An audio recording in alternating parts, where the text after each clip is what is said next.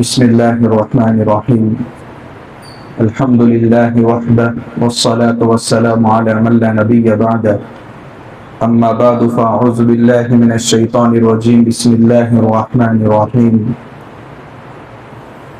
إنا أعطيناك الكوثر فصل لربك وانحر إن شانئك هو الأبتر صدق الله العظيم.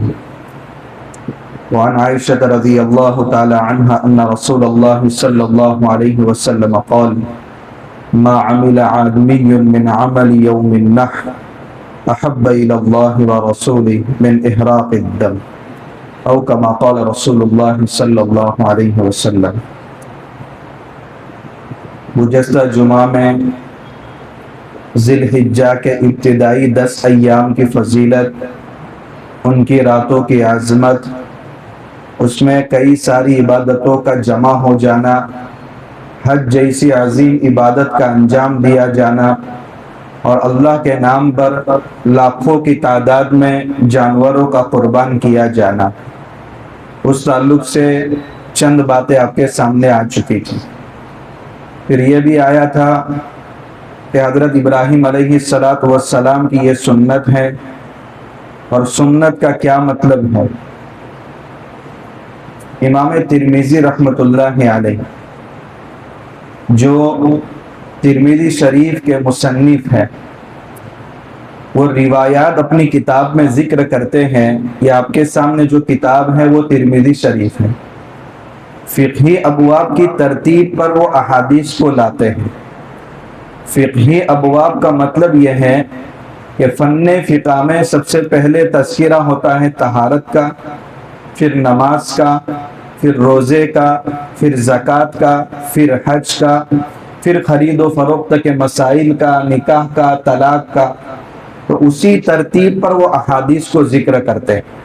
طہارت کے متعلق اللہ کے نبی صلی اللہ علیہ وسلم کی جتنی بھی احادیث ہے ان کو لائیں گے. نماز کے متعلق جتنی بھی احادیث ہیں ان کو ذکر کریں گے. روزے کے متعلق بھی جتنی احادیث ہیں ان کو ذکر کریں گے. آج چونکہ ہمارا موضوع قربانی ہے، تو قربانی کے تعلق سے اور اسی سے میل جول کوئی عبادت ہے تو وہ عقیقے کی عبادت ہے، کیونکہ اس میں بھی جانور کو قربان کیا جاتا ہے. لڑکے کی طرف سے 2 بکرے اور لڑکی کی طرف سے 1 بکرا، یا بڑے جانور میں لڑکے کی طرف سے 2 حصے اور لڑکی کی طرف سے 1 حصہ. اس کی وجہ کیا ہے؟ جب لڑکے کی پیدائش ہوتی ہے تو خوشی میں حصے دار بننے والے اور گوشت کا مطالبہ کرنے والے زیادہ ہوتے ہیں، اس لیے شریعت نے حکم دیا کہ 2 بکرے ذبح کرو. اور لڑکی کی خوشی کم ہوتی ہے تو گوشت کا مطالبہ کرنے والے بھی کم ہوتے ہیں، تو 1 بکری کو ذبح کرنے کا حکم دیا. یا یہ کہ یہ حکمت بھی ہو سکتی ہے کہ چونکہ لڑکے کو ہر کوئی اٹھا کر باہر بھی لے جاتا ہے تو لڑکا بہت ساری فتنوں میں اور آزمائشوں میں مبتلا ہو جاتا ہے، طرح طرح کی بیماریوں میں مبتلا ہو جاتا ہے. تو اس کی طرف سے 2 بکروں کا خون بہانے کا حکم دیا گیا. اور عقیقے کا مطلب ہی یہی ہے. دیکھیے اللہ کے نبی صلی اللہ علیہ وسلم نے عقیقے کا لفظ استعمال نہیں فرمایا، نسیکا یہ لفظ اللہ کے نبی صلی اللہ علیہ وسلم نے استعمال فرمایا تھا، کیونکہ عقیقہ کا معنی درست نہیں ہوتا ہے. عقیقہ کا معنی نافرمانی کے ہیں.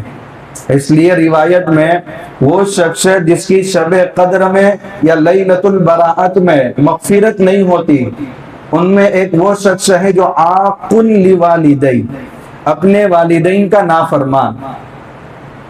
تو عقیقے کا معنی یہ ہوتا ہے. اس لیے اللہ کے نبی صلی اللہ علیہ وسلم نے نسیکہ کا لفظ استعمال فرمایا، مگر وہ زبان زد نہیں ہوا، اس لیے سب کی زبان پر عقیقے کا لفظ ہی ہے. اس لیے احادیث کے اندر بھی جہاں وہ ٹائٹل قائم کرتے ہیں، عنوان قائم کرتے ہیں، وہاں بھی ابواب الاضاحی والعقیقہ، قربانی اور عقیقے کا بیان.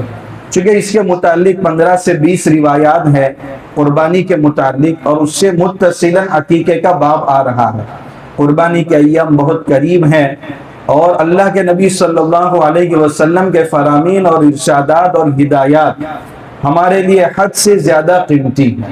تو ہمارے سامنے اللہ کے نبی صلی اللہ علیہ وسلم کے یہ فرامین اس عبادت کو انجام دینے سے پہلے آ جانے چاہیے.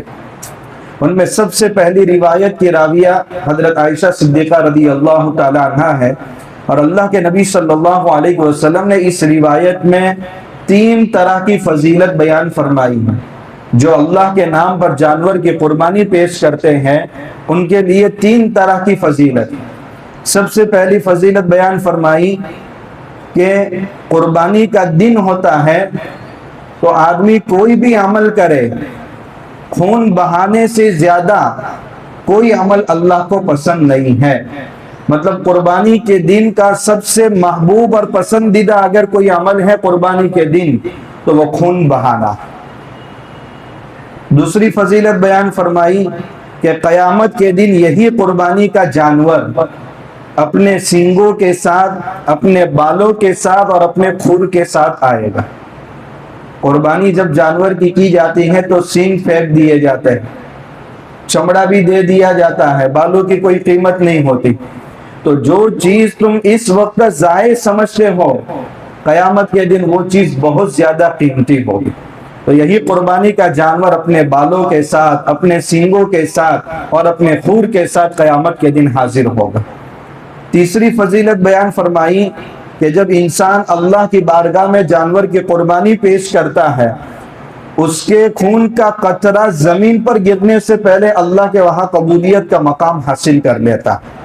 یہ پہلی روایت میں قربانی کے تعلق سے 3 فضیلتیں ارشاد فرمانے کے بعد اللہ کے نبی صلی اللہ علیہ وسلم نے حکم دیا فَتِيبُوا بِهَا نَفْسًا، دل کی خوشی کے ساتھ قربانی کرو، بوجھ سمجھ کر کے قربانی مت کرو، اس کی کوئی چیز ضائع نہیں ہونے والی، قیامت کے دن یہ اللہ کی بینک میں تم ذخیرہ کر رہے ہیں، اس لیے اچھے سے اچھا جانور خریدو اور دل کی خوشی کے ساتھ نہ کہ بوجھ کے ساتھ قربانی کی جائے۔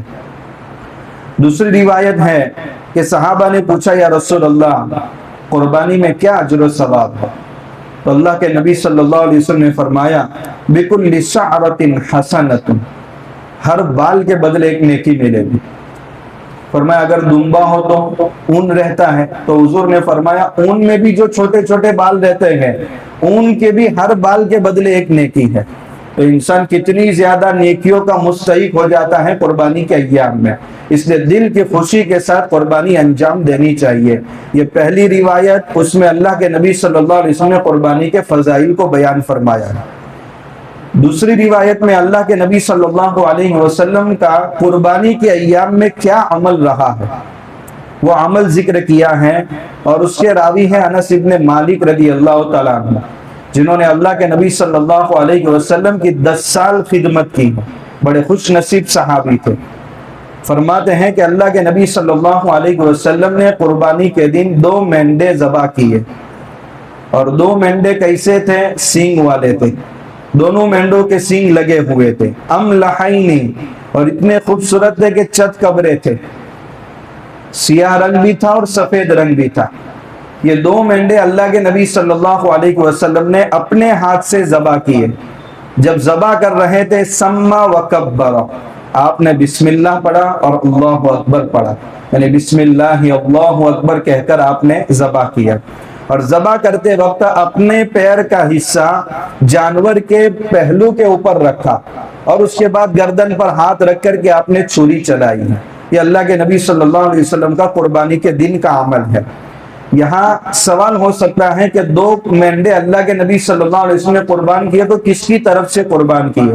ایک تو اپنی واجب قربانی تھی، ایک مینڈا اپنی طرف سے، اور دوسرا مینڈا امت کے ان افراد کی طرف سے جن کی حیثیت نہیں ہے کہ وہ قربانی کر سکے۔ تو اللہ کے نبی صلی اللہ علیہ وسلم نے امت کے ان تمام افراد کو یہ قربانی دے کر کے ثواب میں شامل کر لیا ہے۔ معلوم ہوا کہ نفلی قربانی کے ذریعے مرحومین وغیرہ کو ایصال ثواب کر سکتے ہیں، یہ اللہ کے نبی صلی اللہ علیہ وسلم کا عمل ہے۔ تیسری روایت ہے حضرت علی رضی اللہ تعالیٰ عنہ، وہ بھی 2 مینڈوں کی ہر سال قربانی کیا کرتے تھے۔ کسی نے پوچھا کہ اب ایسا کیوں کرتے ہیں؟ قربانی تو ایک مینڈا کافی ہے ایک شخص کی طرف سے۔ فرمایا کہ مجھے اللہ کے نبی صلی اللہ علیہ وسلم نے حکم دیا ہے اور وصیت کی ہے فلا ادعہ ابدا، اور میں کبھی بھی اس کو چھوڑنے والا نہیں ہوں۔ جب تک میری جان میں جان رہے گی قربانی کے ایام آتے رہیں گے، ایک قربانی میری طرف سے اور ایک قربانی اللہ کے نبی صلی اللہ علیہ وسلم کی طرف سے کرتا رہوں گا، کیونکہ حضور کا ان کو حکم تھا اور وصیت تھی۔ تو یہ اللہ کے نبی صلی اللہ علیہ وسلم کا حکم حضرت علی کو تھا، مگر منشا حضور کا معلوم ہو گیا کہ امت کے افراد کو بھی اگر اللہ تعالیٰ نے حیثیت دی ہے تو حضور کی طرف سے قربانی کرنی چاہیے، یہ حضور کا منشا ہے اور یہ اللہ کے نبی صلی اللہ علیہ وسلم کی پسند ہے۔ اس لیے ہمیں بھی کوشش کرنی چاہیے کہ اگر اللہ تعالیٰ نے حیثیت دی ہے تو اپنی واجب قربانی کرتے ہوئے اللہ کے نبی صلی اللہ علیہ وسلم کی قربانی کرنی چاہیے۔ بہت سارے اکابرین کا یہ معمول تھا کہ اپنی طرف سے بھی بکرا کرتے تھے اور حضور کی طرف سے بھی شاندار بکرا، اور اپنے بکرے سے بھی بہتر حضور کا بکرا ہوتا تھا، اور پہلے اللہ کے نبی صلی اللہ علیہ وسلم کے نام پر جانور کی قربانی ہوتی تھی، پھر اپنی طرف سے قربانی ہوتی تھی۔ مگر حیثیت نہیں ہے تو یہ نہیں کر سکتے کہ اپنی واجب قربانی چھوڑ دے اور حضور کی طرف سے قربانی کرے، یہ اللہ کے نبی صلی اللہ علیہ وسلم کو پسند نہیں ہے۔ اس لیے اگر حیثیت ہے تو دونوں طرف سے قربانی ہونی چاہیے۔ ایک اور چوتھی روایت حضرت ابو سعید خدری رضی اللہ تعالیٰ عنہ کی ہے کہ اللہ کے نبی صلی اللہ علیہ وسلم نے ایک مرتبہ ایسا مینڈا ذبح کیا کہ جس کا سینگ بھی تھا اور وہ نر تھا، مادہ نہیں تھا، کھاتا تھا بھی سیاہی میں، چلتا تھا بھی سیاہی میں، اور دیکھتا تھا بھی سیاہی میں۔ اس کا مطلب یہ ہے کھاتا تھا سیاہی میں یعنی کھانے کا اعلیٰ منہ ہے، اس کا منہ بھی کالا تھا، چلتا تھا سیاہی میں اور دیکھتا تھا سیاہی میں، آنکھوں کے ارد گرد جو حلقہ بنا ہوا رہتا ہے اس میں بھی سیاہی تھی، اور چلتا تھا بھی سیاہی میں۔ چلنا کس سے ہوتا ہے؟ پیروں کے ذریعے، تو اس کے پیر بھی کالے تھے، منہ بھی کالا، آنکھوں کے درمیان حلقہ بھی کالا اور اس کے پیر بھی کالے، اور باقی بدن پر سفیدی تھی، یعنی چت کبرا مینڈا اللہ کے نبی صلی اللہ علیہ وسلم نے ذبح کیا۔ یہ کتنا خوبصورت ہوتا ہے۔ تو یہ اتفاق سے اللہ کے نبی صلی اللہ علیہ وسلم کے پاس ہدیے میں آ گیا تھا، کوئی اللہ کے نبی صلی اللہ علیہ وسلم نے کہ یہ پسندیدہ ہے اس لیے اس کو خریدا ہو، نہیں، یہ اتفاق ایسا ہو گیا تھا۔ اگر کسی کو اتفاق سے ایسا مینڈا مل جائے تو سونے پر سہاگا، فبیہا، بہت اچھی بات ہے، مگر اس کا کوئی التزام نہیں ہونا چاہیے کہ ایسا ہی خرید لو۔ تو اللہ کے نبی صلی اللہ علیہ وسلم نے ایسے بھی مینڈے کی قربانی کی ہے کہ جس کا منہ بھی کالا، پیر بھی کالے اور آنکھوں کے درمیان حلقہ بھی کالا تھا، اور بہت خوبصورت تھا وہ جانور۔ پانچویں نمبر کی روایت ہے جس میں مسئلہ بیان کیا ہے کہ کون سے جانوروں کی قربانی درست نہیں ہے۔ اللہ کے نبی صلی اللہ علیہ وسلم فرماتے ہیں ایسے لنگڑے جانور کی قربانی نہ کی جائے جس کا لنگڑا پن واضح ہو، یعنی چار پیر ہیں، ان میں سے ایک پیر سے ایسا لنگڑا رہا ہے کہ وہ پیر زمین پر رکھنے کو ہی تیار نہیں ہے، تو اس کو کہا جائے گا یہ واضح پن ہے لنگڑا پن میں، تو ایسے جانور کی قربانی درست نہیں ہے۔ یا یہ کہ وہ لنگڑا تو رہا ہے مگر سہارا تو کبھی کبھی لیتا ہے، تو پھر ایسے جانور کی قربانی درست ہے۔ تین پیر صحیح سلامت ہے اور ایک پیر میں تھوڑا مار لگا ہے مگر وہ زمین پر رکھتا ہے، بالکل اٹھا کر کے نہیں چلتا ہمیشہ کے لیے، تو ایسے جانور کی قربانی درست ہوگی۔ ولا بالعوراء، اور نہ ایسے کانے جانور کی قربانی کی جائے جس کا کانا پن واضح ہو، یعنی آنکھوں میں ایک آنکھ میں تہائی یا اس سے زیادہ روشنی ختم ہو گئی ہو تو ایسے جانور کی بھی قربانی درست نہیں ہے۔ اس کو جانچنے کا طریقہ یہ ہے کہ جو درست آنکھ ہے اس کو باندھ دیا جائے پٹی وغیرہ سے، اور جس آنکھ کے اندر کانا پن نظر آ رہا ہے اس کا جائزہ لینے کے لیے اس کے سامنے چارہ رکھا جائے، اگر وہ دیکھ پاتا ہے تو سمجھ لو کہ یہ آنکھ صحیح سلامت ہے، اور اگر دیکھنے میں دقت آ رہی ہے تو کبھی چارہ اس طرف دیکھ کے رکھو اور کبھی چارہ اس طرف رکھو، تو آپ کو پتا چل جائے گا کہ کتنا حصہ اس کا عذر کے اندر ہے اور وہ اس میں معذور ہے۔ تو اگر تہائی یا اس سے زیادہ آنکھ معذور ہو گئی ہے، نابینا ہے، تو ایسے جانور کی قربانی درست نہیں ہوگی۔ پھر فرمایا ولا بالمریضتی، اور نہ ایسے بیمار جانور کی قربانی کی جائے کہ جس کی بیماری واضح ہو، ولا بالعجفا، اور نہ اتنے دبلے پتلے جانور کی قربانی کی جائے کہ اس کی ہڈیوں میں گھی ختم ہو گیا ہو، وہ کھڑا ہی نہ رہ سکتا ہو، تو ایسے جانور کی بھی قربانی درست نہیں ہے۔ مری بکری اللہ کے نام پر نہیں دینی چاہیے بلکہ خوشی کے ساتھ اللہ کے نام پر جانور کو ذبح کرنا چاہیے۔ اس کے بعد حضرت علی رضی اللہ تعالیٰ عنہ کی روایت ہے جب جانور خریدے اس وقت کیا کرنا چاہیے؟ اللہ کے نبی صلی اللہ علیہ وسلم نے کیا فرمایا؟ فرمایا ہم کو حضور صلی اللہ علیہ وسلم نے حکم دیا کہ جب جانور خریدو تو آنکھ کو اچھی طرح دیکھ لو، کان کو اچھی طرح دیکھ لو، اور ایسے جانور کی قربانی نہ کرو کہ جس جانور کا کان آگے سے پھٹا ہو یا پیچھے سے پھٹا ہو یا لمبائی میں چیرا گیا ہو یا اس کان کے اندر سوراخ پڑ گئے۔ معلوم ہوا کہ جب جانور خریدا جائے تو اچھی طرح دیکھ لیا جائے۔ آنکھ کے اندر کتنا معذور ہے اس کی تفصیلات ابھی آپ کے سامنے آئی۔ رہی بات کان کی، اگر جانور کے پیدائشی کان ہی نہیں ہے تو ایسے جانور کی قربانی درست نہیں ہے۔ کان ہے مگر ایک ہے دوسرا کٹ گیا ہے، ایسے جانور کی قربانی درست نہیں ہے۔ دونوں کان ہیں مگر دوسرے کان کا آدھا حصہ کٹ گیا ہے، ایسے جانور کی قربانی درست نہیں۔ تہائی یا تہائی سے زیادہ کٹا ہوا ہے تو بھی اس کی قربانی درست نہیں ہے۔ اگر تہائی سے کم ایک کان کٹا ہوا ہے تو ایسے جانور کی قربانی درست ہے۔ رہی بات دانت کی، جب دودھ کے دانت گرتے ہیں تو چرنے کے دانت لگتے ہیں، اور یہ علامت سمجھی جاتی ہے کہ بکرا یا بکری 1 سال کے ہو گئے ہیں اگر آگے کے دونوں دانت ہیں۔ دیکھیے یہ علامت ہے، اور جانور کی قربانی کی درستگی کے لیے عمر کا مکمل ہونا ضروری ہے، علامت کا پایا جانا ضروری نہیں ہے۔ اگر کوئی جانور چھوٹا ہے اور سال کا مکمل ہے اور اس کے سامنے کے دانت نہیں ہے مگر سال بھر کا ہے تو اس کی قربانی درست ہوگی۔ شرط یہ کہ وہ سال بھر کا ہونا چاہیے، اس کی کنڈیشن وہی ہے۔ لیکن اگر دانت اس طریقے سے ٹوٹ چکے ہیں کہ گھاس چرنے کے بھی قابل نہیں ہے تو ایسے جانور کی قربانی درست نہیں ہوگی۔ اگر تھوڑے تھوڑے ٹوٹے ہیں اور گھاس چرنے میں کوئی دقت نہیں آ رہی ہے تو ایسے جانور کی قربانی درست ہوگی۔ دون کا بھی سیم ویسا ہی معاملہ ہے جیسے کہ کان کا معاملہ ہے، یعنی تہائی یا اس سے زیادہ اگر دون کٹی ہوئی ہے تو اس کی قربانی درست نہیں ہوگی، اگر اس سے کم کٹی ہوئی ہے تو اس کی قربانی درست ہو جائے گی۔ مگر دمبے کے اندر پیچھے کے حصے میں چپٹی ہوتی ہے، دم نہیں ہے، اگر اس کی دم بالکل مکمل نہ ہو یا تھوڑی سی اور کٹ گئی ہو تو دمبے کے معاملے میں یہ بات نہیں ہے، بکرا اور بکری کے لیے یہ بات ہے۔ زبان اگر آدھا حصہ یا اس سے زیادہ حصہ اگر اس کا کٹ چکا ہے تو اس کی قربانی درست نہیں ہے، اگر آدھے سے کم کٹی ہوئی ہے زبان تو اس کی قربانی درست ہو جائے گی۔ بہت سی مرتبہ جانور خریدتے ہیں مگر خریدنے کے بعد اس کے اندر ایسے عیب پیدا ہو جاتے ہیں کہ انسان یہ چاہتا ہے، قربانی درست ہو سکتی ہے مگر انسان یہ چاہتا ہے کہ بھئی اس جانور کو میں بدل دوں۔ جسے آج صبح میں ہی مسئلہ پیش آیا تھا، تو ایک جانور خریدا اور اس کو کتے نے رات میں کاٹ لیا، تو کتا کاٹنے کی وجہ سے جانور حرام نہیں ہو جاتا۔ اس لیے شکاری کتا جب شکار کو جاتا ہے تو جانور کو پکڑ کر لاتا ہے تو زخمی کر کے ہی لاتا ہے، لیکن اس وقت یہ دیکھا جائے کہ کتنا کاٹا ہے کتے نے۔ اگر اتنا کاٹا ہے کہ ایسا عیب اس کے اندر پیدا ہو گیا جو قربانی کے لیے مانے ہیں تو پھر ایسے جانور کی قربانی درست نہیں ہوگی۔ اور کبھی کبھی ایسا بھی ہوتا ہے کہ کتے کے کاٹنے کی وجہ سے عیب تو ایسا نہیں پیدا ہوا کہ قربانی نہ کر سکے، مگر اس کی وجہ سے پورے بدن کے اندر زہر پھیل گیا، تو پھر اس کی قربانی، اگر دوسرا جانور خریدنے کی گنجائش نہیں ہے اور یہ قربانی کے لیے چل بھی سکتا ہے جانور تو اس کی قربانی کر لے۔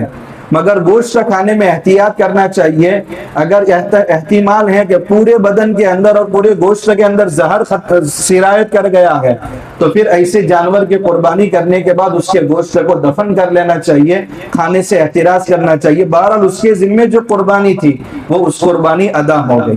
ایک اور مسئلہ 2-3 دن پہلے پیش آیا کہ وہ شخص بکرا خرید کر لا رہا ہے اور اس کا مالک اس کو بتا رہا ہے کہ اس نے بچپن کے اندر کتی کا دودھ پیا ہے، اب اس کی پرورش ایسے جانور کی دودھ سے ہوئی ہے جس کا دودھ حرام ہے، تو کیا اس کی قربانی میں کر سکتا ہوں کہ نہیں کر سکتا ہوں؟ اس کا جواب یہ ہے، یہ حلال اور حرام یہ انسانوں کے لیے، جانوروں کے لیے احکامات نہیں ہے۔ اگر مرغی کیڑے مکوڑے کھا رہی ہے تو یہ نہیں کہا جائے گا اس نے حرام کام کیا۔ تو اگر اس طریقے کا واقعہ پیش آ جائے تو قربانی درست ہے، مگر بہت سی مرتبہ خوراک خراب ہونے کی وجہ سے گوشت کے اندر بدبو پیدا ہو جاتی، تو اس کا طریقہ یہ ہے کہ قربانی سے چند ایام پہلے اس جانور کو باندھ دینا چاہیے اور اس کو حلال چارہ وغیرہ ہی کھلانا چاہیے۔ تاکہ اس کے پورے بدن سے بدبو نکل جائے اور قربانی کے بعد اس کا گوشت بہترین کھانے کے قابل ہو. لیکن مسئلہ وہی ہے جو میں نے بتایا. 7ویں نمبر کی روایت ہے، دیکھیں عمر کتنی ہونی چاہیے. بکرا اور بکری 1 سال کے، گائے بھینس بیسا کٹرا بیل 2 سال کے، اور اونٹ 5 سال کا، اونٹنی 5 سال کے ہونی چاہیے.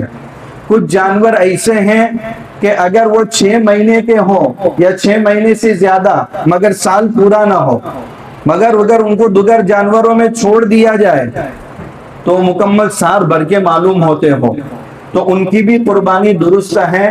مگر وہ کون سا جانور؟ بھیڑ اور دمبا. اگر ان کا بچہ 6 مہینہ یا اس سے زیادہ کا ہے اور سال بھر کا معلوم ہو رہا ہے سال بھر کے جانوروں کے ساتھ، تو ان کے قربانی درست ہے. یہ روایت آگے وہی آ رہی. ابو قباس رضی اللہ تعالیٰ عنہ فرماتے ہیں چونکہ سب نے یہ مسئلہ سن رکھا تھا کہ سال بھر کا ہونا ضروری ہے، تو میں مدینہ کے اندر بکریاں لے کر کے آیا، اور وہ ابھی سال بھر کی مکمل نہیں تھی، اور ان کے ساتھ دمبے بھی تھے. تو کسی نے مجھ سے خریدا ہی نہیں، حتیٰ کہ میں یہ سمجھنے لگا کہ شاید اس مرتبہ مجھے بہت زیادہ گھاٹے کا سامنا کرنا ہوگا. میں نے اس وقت مدینہ کے اندر بہت بڑے مفتی صاحب تھے حضرت ابو ہریرہ رضی اللہ تعالیٰ عنہ. میں نے ان سے مسئلہ پوچھا، بھئی کیا بات ہے، 6 مہینے کے سال بھر کے اگر بھیڑ اور دمبے لگ رہے ہو، کیا ان کی قربانی درست نہیں ہے؟ تو انہوں نے مجھے اللہ کے نبی صلی اللہ علیہ وسلم کی حدیث سنائی.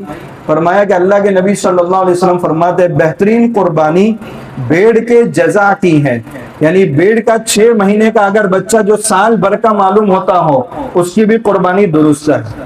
یہ مسئلہ جب حضرت ابو ہریرہ رضی اللہ تعالیٰ عنہ نے مدینہ کی منڈی میں بتایا تو لوگ لوٹنے لگے میرے مال کو، یعنی تھوڑی دیر میں پورا مال ختم ہو گیا، کیونکہ مسئلہ معلوم نہیں تھا. جب مسئلہ معلوم ہوا تو چونکہ 6 مہینے کا بھیڑ اور دمبا کم قیمت میں مل جائے گا اور اس کی قربانی بھی درست ہے، تو فوراً پوری منڈی سے میرا مال صاف ہو گیا.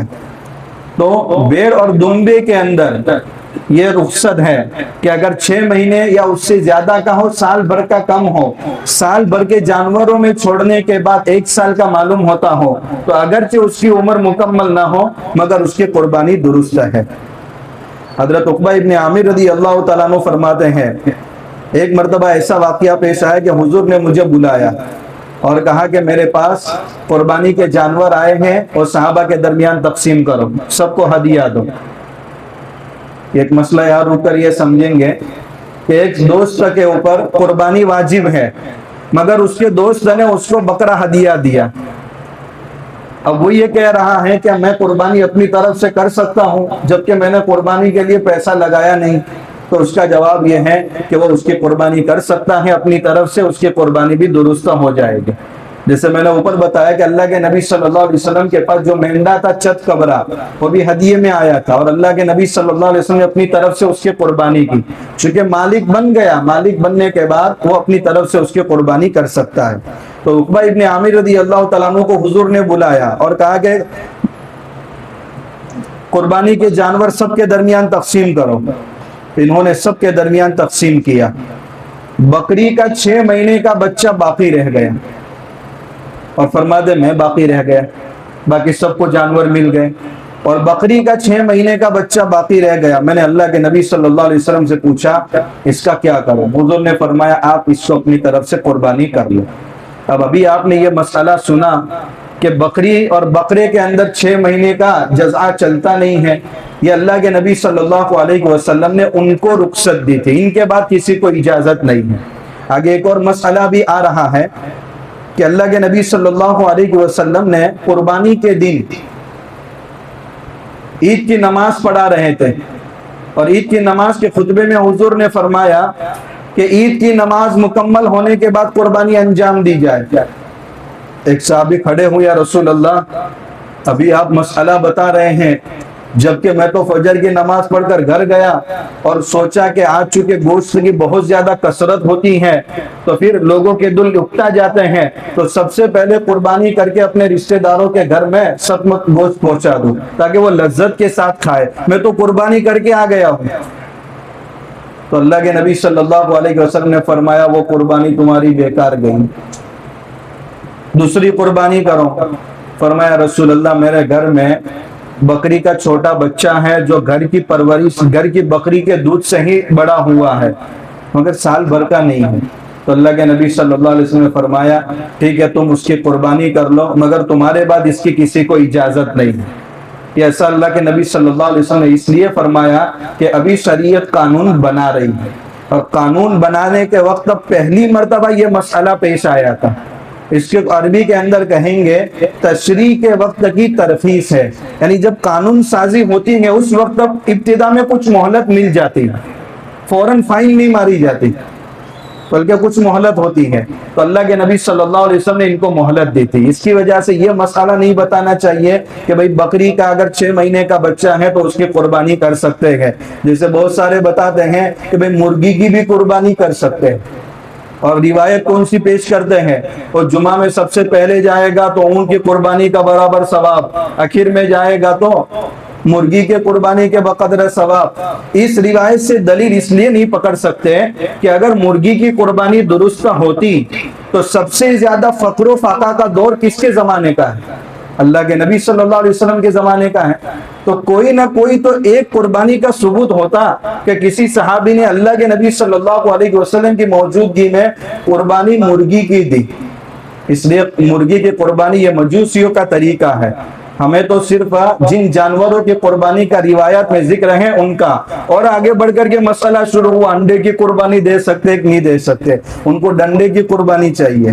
نحرنا مع رسول اللہ صلی اللہ علیہ وسلم، فرماتے اللہ کے نبی صلی اللہ علیہ وسلم کے ساتھ ہم حدیبیہ کے سفر پر تھے، اس وقت ہم نے بدنا یعنی اونٹ کی قربانی 7 افراد کی طرف سے کی، والبقرۃ عن 7، اور گائے کی قربانی بھی 7 افراد کی طرف سے کی۔ اب یہ صاف روایت ہے، اس کے مقابل میں ہمارے پاس ایک عقلی دلیل ہے کہ بھئی ایک جان کے بدلے ایک ہی جان کا، تو عقل کے مقابل میں جب حدیث آ جائے تو پھر عقل کو چھوڑ دیا جائے گا اور حدیث کو لیا جائے گا۔ اب اللہ کے نبی صلی اللہ علیہ وسلم کے ساتھ صحابہ ہے، سفر کی حالت ہے، اور فرما رہے ہیں کہ ہم نے اونٹ 7 افراد کی طرف سے یعنی 7 لوگ اس میں شریک ہوئے، اور گائے 7 لوگوں کی طرف سے 7 لوگ اس میں شریک ہوئے۔ تو یہاں شرکت اگرچہ عقل کے خلاف ہے کہ بھئی ایک جانور میں 7 لوگ کیسے شریک ہو سکتے ہیں، مگر جب اللہ کے نبی صلی اللہ علیہ وسلم کی طرف سے یہ بات آ گئی، اب عقل کا استعمال غلط ہوگا، نقل ہی عقل کے اوپر راجح ہوگی۔ اس لیے بڑے جانور کے اندر اگر 7 افراد حصے دار بننا چاہے تو بن سکتے ہیں۔ ٹھیک یہی مسئلہ عقیقے کا ہے، بہت سی مرتبہ انسان کی گنجائش نہیں ہوتی، لڑکے کی طرف سے عقیقہ کرنا ہے، 2 بکرے لون لے کے خریدتا ہے، نہیں بڑے جانور میں حصے دار بن جاؤ۔ ہمارے علاقے میں تو ایسے ہی عقیقہ ہوتا ہے، بھئی جہاں جانور خریدنے کا ارادہ ہوتا ہے وہاں پہلے سے بتا دیا جاتا ہے کہ میرے گھر میں ایک لڑکا ہے، دوسرے لوگ بھی بتا دیتے ہیں، جب 7 افراد مکمل ہو جاتے وہ فون کر کے بتا دیتا ہے بھئی تمہارا 1 حصہ یا 2 حصے والا جانور خرید لیا ہے اور یہ گوشت ہم تمہارے گھر تمہارے حصے کا پہنچا دیں گے۔ عقیقے کے اندر بھی ہم کو سادگی لانے کی ضرورت ہے، ہال بک کرنا اور پھر شادیوں کی طرح ولیمے کی نوعیت کرنا، فل حال کرنا، یہ شریعت کے مزاج کے خلاف ہے۔ آج کے حالات ہم دیکھ رہے ہیں، آگے کیا حالات بنیں گے۔ اپنے پیسوں کو ضرورت میں استعمال ضرور کرنا چاہیے مگر فضول خرچی سے اپنے آپ کو بچانا چاہیے۔ ان المبذرین کانوا اخوان الشیاطین، عقیقے کی جو شرعی حیثیت ہے آج ہم فضول خرچی کے شکار ہیں۔ عقیقے کا گوشت آئے 3 حصوں میں تقسیم کر لو، ایک حصہ اپنے گھر میں رکھو، ایک حصہ رشتہ داروں کو دو، ایک حصہ غربا کو دو، برکتی گوشت ہے، سب پکا کر کھا لے، آپ کا عقیقہ بھی درست ہو گیا، بچے اور بچیاں آفتوں سے بھی محفوظ ہو گئی، مستحب عمل بھی ہو گیا، اور فضول خرچی سے ہم اپنے آپ کو بچا پائیں گے۔ خیر یہاں جو روایت چل رہی ہے بڑے جانور میں 7 حصہ لینا وہ لے سکتے ہیں، مگر یہاں رک کر کے ایک مسئلہ سمجھیں گے، جیسے بڑے جانور میں 7 حصے دار ہوتے ہیں، ان میں ایک حصے دار ایسا ہے کہ جس کی آمدنی 100% حرام ہے اور وہ اس میں حصے دار بنتا ہے، تو باقی 6 لوگوں کی قربانی بھی درست نہیں ہوگی۔ قربانی صرف حلال پیسوں سے ہی کرنی چاہیے۔ حرام پیسہ اگر کروڑوں کی شکل میں ہے تو بھی اس کے اوپر قربانی واجب نہیں ہے، ان پیسوں پر قربانی واجب نہیں ہے، ان کو تو صدقہ کرنا واجب ہے۔ اس لیے اگر ایک حصے دار حرام کی شکل میں ہے تو باقی 6 حصے داروں کی قربانی درست نہیں ہوگی۔ ہاں اگر ایسا ہوا کہ جو 6 حصے دار ہیں ان کے پیسے حلال ہیں، 7واں جو حصے دار ہے وہ یہ بتا رہا ہے کہ میں نے حلال پیسہ لگایا اس حصے میں، اور بعد میں ظاہر ہوا جب قربانی ہو گئی کہ اس کا پیسہ حرام کا تھا، تو اب سب کی قربانی ہو جائے گی، مگر وہ حرام کا پیسہ لگانے والا گنہگار ہوگا۔ کبھی کبھی ایسا بھی ہوتا ہے کہ ایک حصہ ہم اللہ کے نبی صلی اللہ علیہ وسلم کی طرف سے رکھتے ہیں۔ کبھی گھر کے چند افراد جن کا کاروبار بھی مشترک ہوتا ہے، بڑا جانور خرید لیا، گھر کے افراد کی طرف سے 6 حصے دار اس میں شامل ہو گئے، ایک حصہ بچ رہا ہے وہ اللہ کے نبی صلی اللہ علیہ وسلم کی طرف سے رکھتے ہیں۔ تو یاد رکھیں، اگر ہم نے اپنی مشترکہ کمائی سے وہ حصہ خریدا ہے تو یہ 7واں حصہ اللہ کے نبی صلی اللہ علیہ وسلم کی طرف سے لینا درست نہیں ہوگا۔ کیوں درست نہیں ہوگا؟ ایک حصے میں ایک ہی بندہ حصے دار بن سکتا ہے، 6 حصے میں تو 6 افراد ایک ایک حصے کے مالک ہو گئے، مگر یہ جو 7واں حصہ ہے یہ 6 افراد کی مشترکہ رقم سے رکھا گیا، تو گویا اس میں 6 افراد شامل ہیں اور وہ 6 افراد شامل ہو کر حضور کی طرف سے قربانی کر رہے ہیں۔ تو اس طرح حصہ کرنا درست نہیں ہوگا۔ اس کا آسان طریقہ یہ ہے کہ بھئی یہ جو 6 افراد ہیں اپنی مشترکہ ملکیت اس کے اندر استعمال کرتے ہیں، تو وہ ان میں سے ایک کو 7ویں حصے کا مالک بنا دے کہ بھئی تم اپنی طرف سے 7واں حصہ لے لو اور یہ 7واں حصہ اللہ کے نبی صلی اللہ علیہ وسلم کی طرف سے رہے گا۔ تو ایک حصے دار، ایک مالک، اور وہ حصہ اللہ کے نبی صلی اللہ علیہ وسلم کی طرف کا، اور ثواب میں سب شامل ہو جائیں گے۔ مگر جو اس کا حصے کا جو پیسہ ہے وہ سب کے درمیان مشترک نہیں ہونا چاہیے، کامن نہیں ہونا چاہیے، اس کا ایک مالک ہونا چاہیے، تب جا کے وہ 7واں حصہ اللہ کے نبی صلی اللہ علیہ وسلم کی طرف سے درست ہوگا۔ ایک آخری روایت ہے، اللہ کے نبی صلی اللہ علیہ وسلم نے ایسے جانور کی قربانی کرنے سے منع فرمایا جس کا کان کٹا ہوا ہو۔ کان کٹا ہوا ہونے کی تفصیل پہلے آپ کے سامنے آ گئی۔ اس روایت میں اشارہ ملتا ہے کہ اگر آدھا کان بھی کٹا ہوا ہے تو بھی اس جانور کی قربانی درست نہیں ہے۔ حضرت علی رضی اللہ تعالیٰ عنہ کی یہ روایت اور مزید ایک روایت ہے، اس سے یہ مسئلہ نکلتا ہے کہ اگر تہائی یا اس سے زیادہ کان کٹا ہوا ہے تو قربانی درست نہیں، اگر تہائی سے کم کٹا ہوا ہے تو اس کی قربانی درست ہوگی۔ یہ چند روایات ہیں، ابھی چند روایات باقی ہیں اور آگے عقیقے کا بھی ذکر آ رہا ہے۔